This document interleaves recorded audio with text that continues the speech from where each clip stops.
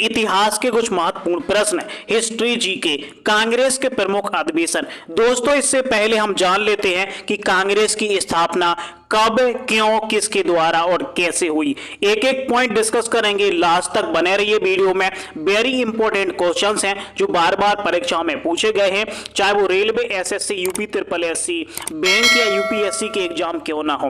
पहला क्वेश्चन क्या बनेगा?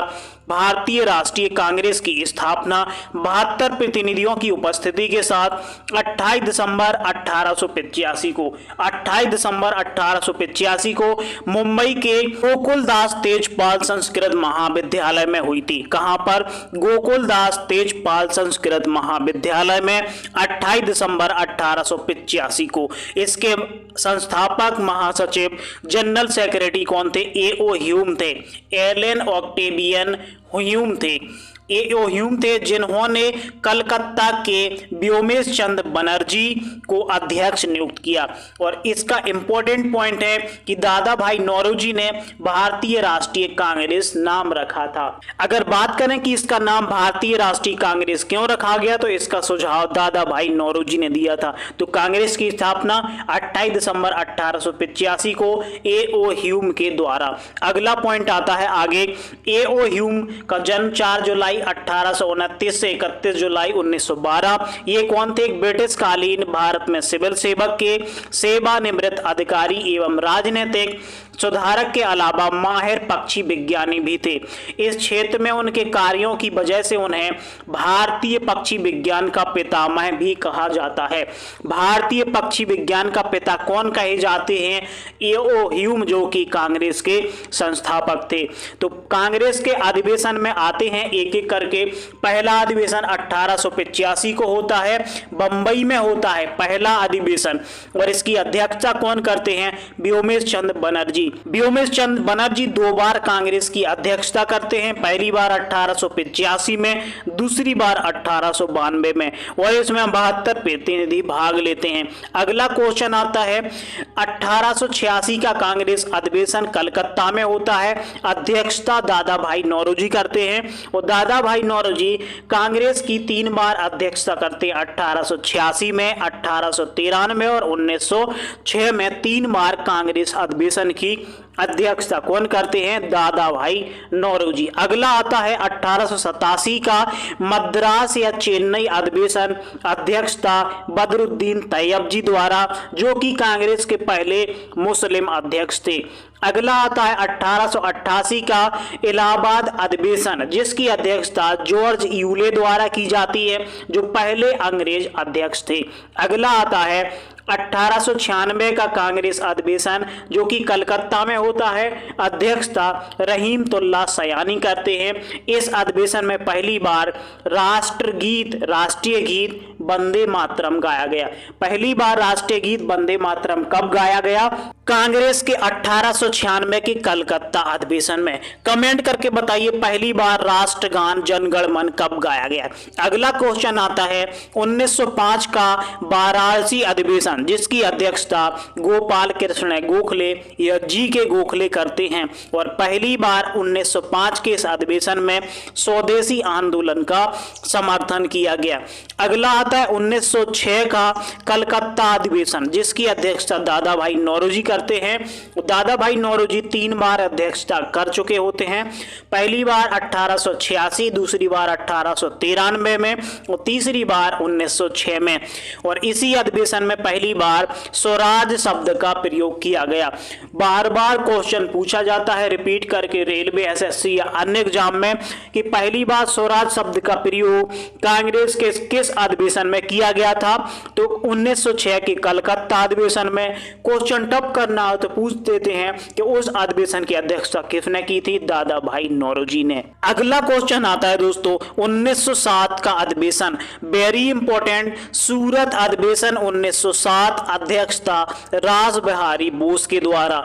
इस अधिवेशन में कांग्रेस का नरम दल और गरम दल में विभाजन होता है। 1907 के सूरत अधिवेशन रास बिहारी बोस द्वारा अध्यक्षता होती है, जिसमें कांग्रेस में मतभेद होता है, बंटवारा हो जाता है। तो पहला होता है नरम दल और दूसरा होता है गरम दल। कमेंट करके बताइए नरम दल और गरम दल दोनों की अध्यक्षता या चीफ कौन रहे। अगला क्वेश्चन आता है दोस्तों, 1911 का कांग्रेस अधिवेशन कलकत्ता में होता है। अध्यक्षता बिशन नारायण दर द्वारा होती है। इस अधिवेशन में पहली बार राष्ट्रगान जनगण मन गाया गया। पहली बार राष्ट्रगान जनगण मन गाया गया। पहली बार राष्ट्रगीत वंदे मातरम, तो ये 1986 के कोलकाता अधिवेशन में होता है। अगला क्वेश्चन आता है दोस्तों, 1916 का लखनऊ अधिवेशन। 1916 का कांग्रेस अधिवेशन लखनऊ में होता है। अध्यक्षता अंबिका चरण मजूमदार द्वारा की जाती है। इसमें नरम दल और गरम दल जो 1907 में अलग हुए थे वो दोनों एक हो जाते हैं। कब? 1916 में। इस अधिवेशन में कांग्रेस लीग के बीच लखनऊ पैक्ट होता है जो पृथक निर्वाचन को स्वीकार करता है। अगला आता है कांग्रेस का 1917 का कलकत्ता अधिवेशन। वेरी इंपॉर्टेंट क्यों है? पहली बार एनी बेसेंट इसकी अध्यक्षता करती हैं, जो कि कांग्रेस की पहली महिला अध्यक्ष होती हैं। आगे देखते हैं, कांग्रेस की अधिवेशन की अध्यक्षता करने वाली कुल महिलाएं जो 3 होती हैं। पहली बार 1917 में एनी बेसेंट जो पहली महिला अध्यक्ष होती हैं। दूसरी बार 1925 में सरोजनी नायडू अध्यक्षता करती हैं, जो पहली भारतीय महिला अध्यक्ष होती हैं। और सरोजनी नायडू भारत के किसी भी राज्य की पहली महिला राज्यपाल हैं, जो उत्तर प्रदेश की पहली महिला राज्यपाल भी हैं। और तीसरी महिला हैं 1933 में नलिनी सेनगुप्ता, जो कांग्रेस अधिवेशन की अध्यक्षता करती हैं। अगला क्वेश्चन देखते हैं दोस्तों, 1919 का कांग्रेस अधिवेशन अमृतसर में होता है। अमृतसर पंजाब में। अध्यक्षता मोतीलाल नेहरू करते हैं। मोतीलाल नेहरू 2 बार अध्यक्ष बने, 1919 और 1928 में। अगला आता है 1920 का नागपुर अधिवेशन। इसकी अध्यक्षता वीर राघवाचारी करते हैं। असहयोग आंदोलन प्रस्ताव पारित होता है। असहयोग आंदोलन जो प्रस्ताव पारित होता है कांग्रेस के नागपुर अधिवेशन 1920 में। और कांग्रेस द्वारा पहली बार भाषाई आधार पर प्रांतों के गठन की बात की गई थी। अगला क्वेश्चन आता है 1924 का बेलगांव कर्नाटक अधिवेशन होता है। कांग्रेस का बेलगांव अधिवेशन 1924 में होता है। वेरी इंपॉर्टेंट क्यों? क्योंकि इसकी अध्यक्षता मोहनदास करमचंद गांधी या महात्मा गांधी द्वारा की जाती है। और ये एक बार अध्यक्ष बने, मात्र कांग्रेस के एक बार अध्यक्ष रहे। अगला क्वेश्चन आता है दोस्तों 1929 का लाहौर अधिवेशन। वेरी इंपॉर्टेंट, लाहौर अधिवेशन 1929 में होता है। अध्यक्षता JL नेहरू या जवाहरलाल नेहरू, पंडित जवाहरलाल नेहरू इसकी अध्यक्षता करते हैं। और इस अधिवेशन में पहली बार जो पूर्ण स्वराज का प्रस्ताव पारित होता है। अगला पॉइंट 26 जनवरी 1930 को स्वतंत्रता दिवस मनाने का जो निर्णय लिया जाता है। अगला आता है दोस्तों 1931 का कराची अधिवेशन। वेरी इंपॉर्टेंट है ये भी। कराची अधिवेशन की अध्यक्षता कौन करते हैं? सरदार वल्लभ भाई पटेल करते हैं। इस अधिवेशन में मौलिक अधिकार संबंधी प्रस्ताव पारित किया गया।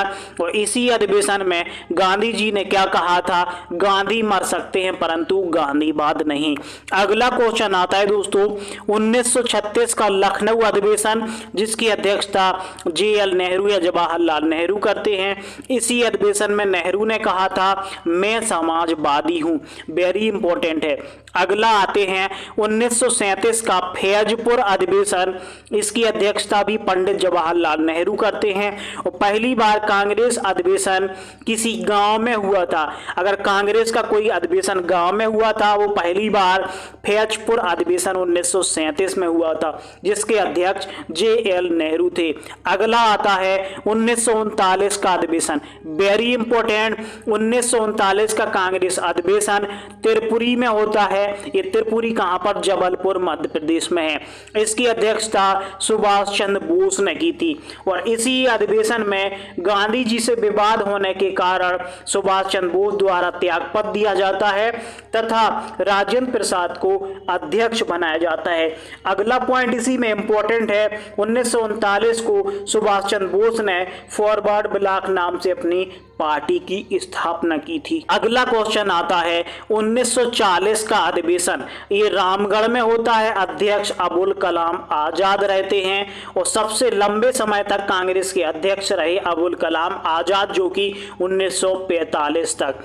अगला आता है दोस्तों 1947 का कांग्रेस अधिवेशन, अध्यक्षता जेबी कृपलानी द्वारा होती है। जेबी कृपलानी इसकी अध्यक्षता करते हैं। आपसे क्वेश्चन पूछा था कि स्वतंत्र भारत की पहली महिला मुख्यमंत्री कौन थी? तो सुचेता कृपलानी, सुचेता मजूमदार इनका पुराना या पूरा नाम था।